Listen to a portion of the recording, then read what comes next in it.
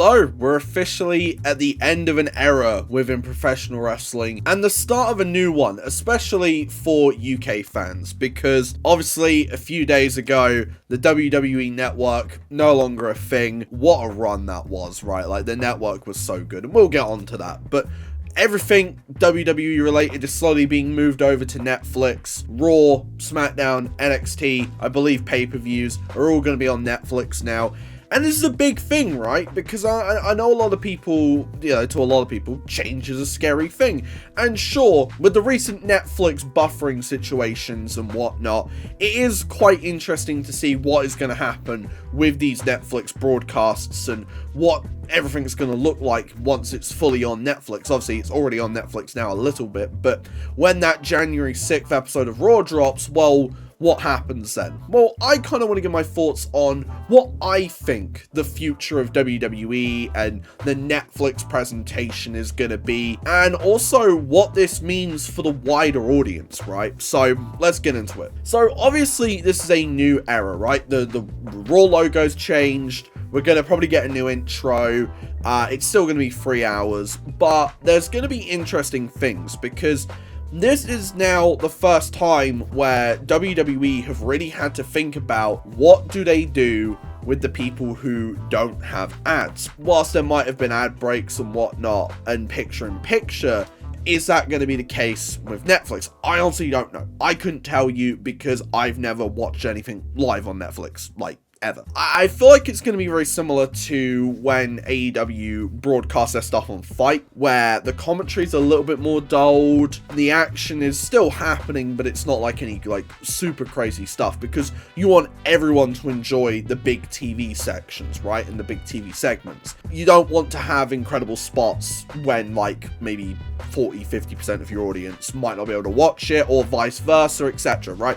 So, I think WWE are going to have to learn that a little bit, right? Maybe they already have. Maybe there is picture-in-picture in America, and I just don't know because it is what it is, and maybe they're already doing that. Again, I don't know. But I think that's a really, really small thing. I think the big thing is, while SmackDown and NXT are going to maybe have a slight presentation difference, we've already seen it with SmackDown because they are now on the USA Network, and we've already seen it with NXT now they're on the CW Network. We've already seen their presentation changes, the logo change, etc. So I don't really expect anything to be different with them, because they're only on Netflix in the UK and I think in some other places, but I'm talking specifically from my perspective, which is, I know that it's happening in the UK, so I'm going to talk about it from that standpoint. But I know it's happening in the UK. I don't see anything really changing with them, except for the fact that SmackDown is now 3 hours. That's probably because USA wanted a 3-hour WWE product because they don't have Raw anymore. But Raw is going to be where the biggest presentation changes are going to happen. I think that because they don't have to necessarily have the permission of a network, but rather Netflix to do things and to present things in a certain way, Netflix and WWE are going to work very closely together to create something new, right? And I think that's the big thing. This feels like a big era, right? Like a changing of the guard, because it being on Netflix is such a big deal, because now it's on a streaming service and more people can watch it, and this is probably going to be one of the biggest booms in wrestling in the past, 2 decades maybe? I'm going to keep it real. Wrestling is now going to be in more homes than ever. And honestly, we might be sat here being like, oh, there's going to be production changes and all of this and all of that. And then nothing happens. And it's just the same old 3-hour Raw with maybe a new ring mat, a new logo, maybe a new stage, a new theme, and then that's it. Because WWE have recently been picking up and really kind of honing in on that production with these continuous shots a lot of the time that they're using now, and making sure that it's not a Kevin Dunn 25 camera changes in 2 minutes, spectacular. They're really honing down on production, and I feel like maybe Netflix might want them to do that more, but we'll see. I do wonder how much Netflix is going to be involved with Raw. I don't really see them getting involved too much in NXT and SmackDown, because that's just for the UK, right? And that's outside of America. So still, you know, you've got networks with that. So I think that will just be, hey, we've got that now, but you know, we're not gonna mess with that too much. I think Raw is gonna feel different, and I feel like we're going to see some big changes. I'm going to say it now, I think Roman's going to go to Raw. I don't know if Cody's also going to go to Raw at some point. I feel like Roman will. I know, obviously, they've announced that Logan Paul's going to be on there. It is what it is. I expect them to potentially load up Raw, right? With some of the big names, the big deals, so that Netflix can promote the hell out of that with their biggest names, right? So like Cody, potentially, Roman, most likely, the Bloodline, etc., right? They're probably all going to shift over to Raw for a bit. Which does mean that technically SmackDown is going to change, because they're going to have to rely on that talent that maybe isn't as a notable name as like a Roman or a Cody, and they're going to have to rely on maybe like you know what, just give the belt to Kevin Owens, man. Just give the belt to Kevin Owens. Make Kevin Owens like the top heel on SmackDown, and then just build up a face to take the belt from him, man. Maybe Sami Zayn, that would be interesting. I know we've seen Kevin and Sami many a time before, but I feel like you could do it again. You could build somebody up. It is what it is. I feel like that, like, literally, I'm recording this on the Saturday. That last episode of SmackDown was really, really good.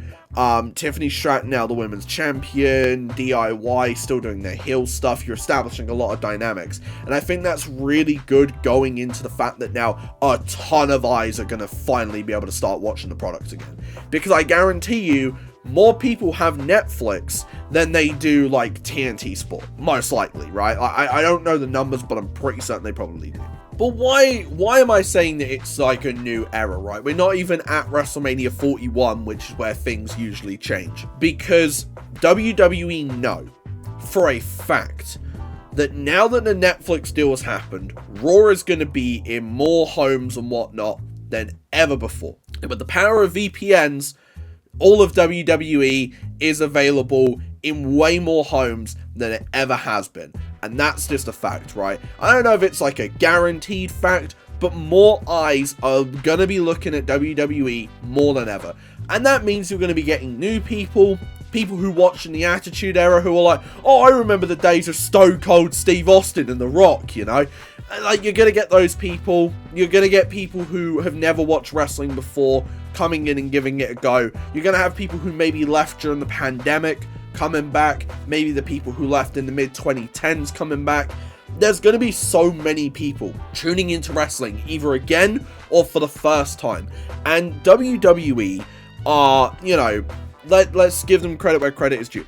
WWE are great at just spelling it out to you. I know people say that that's an insult of intelligence, and I do get that.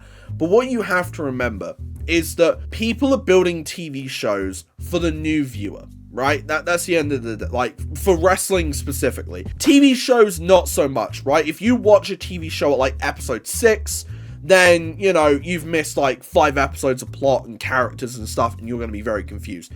But with professional wrestling, it's very easy to just tune in at any time, and you should be able to understand what's going on. And I think that WWE, we're probably going to see a lot more explanation, especially for that first show. I expect that first Netflix show to run a little bit like they do their pay-per-views right now. It's going to be matches, maybe a few segments, but it's mainly going to be promo packages, because they are selling the stories that are happening on Netflix to people who have not watched WWE before or in years. So there are people who probably don't know who Solo Sikoa is, who don't know who Rhea or Liv or Roman or anybody is, really, right? Like, nobody knows, like, they might not know who Punk is, they might not know who Rollins is, all of these things. And I think that this new era is going to be the era of a lot more promo packages. It's going to feel like a TV show, but just not in the Lucha Underground way, which is really sad, because Lucha Underground was great, but I really do think that the future does look really interesting for WWE, and it's going to be really interesting to see what happens going forward. But it is kind of sad that the WWE Network is no longer a thing. I was watching 2018 NXT, and now I don't know if I can anymore, right? I haven't even, like, fully checked out what's on Netflix yet, so I don't even know if 2018 NXT is on there in its entirety, or if it ever will be, because again, right, like, these networks can cut stuff out at any time if they so choose, right? So, let me know your thoughts. Are we in a new era? Am I overthinking things? Is this just they're going to go to Netflix and it's going to be business as usual? Am I actually onto something with the whole idea of, hey, they're building stuff up? I don't know. Let me know what you guys think. And if you want to go ahead and watch any more of my wrestling think pieces, you can go ahead and check them right here. And hey, I guarantee you, according to YouTube, that you're going to like the video that's right here. So go ahead and click that. See ya.